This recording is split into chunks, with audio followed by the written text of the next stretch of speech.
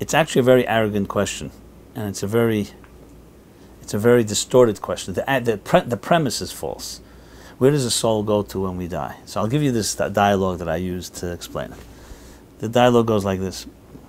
Imagine a discussion between an air conditioner or a refrigerator and electricity. Just, bear with me.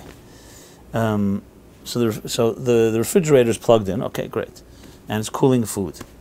Now suddenly the plug is pulled, and the refrigerator says to electricity, where do you go to when the plug is pulled? And electricity answers to the refrigerator, what do you mean where I go to? Where did you come from? You're a little box that was just created in the last 19th and 20th century. I've been around from the beginning of time, and I'm everywhere. And then, once you created this box called you, you've contained me, you've confined me in your box, and so you become a cooling agent that cools food, that refrigerates food inside of you.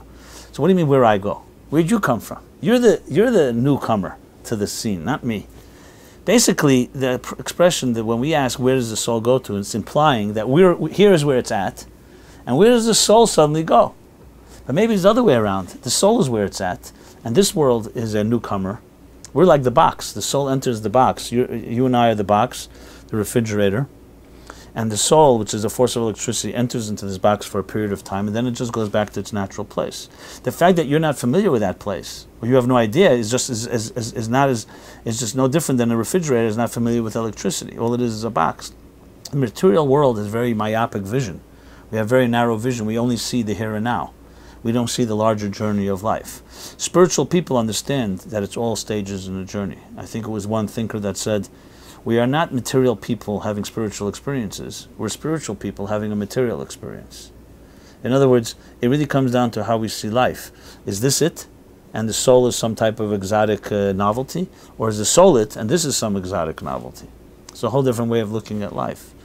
So essentially, it doesn't necessarily relieve the pain of loss of death, but it makes you understand that when the soul moves on, it didn't go anywhere. It may be right here, except it's not being contained in a container that we can see. So it's spiritually here, but not materially here. Whereas we in this material world live in the illusion. We only see on this side of the curtain. We don't see behind the curtain.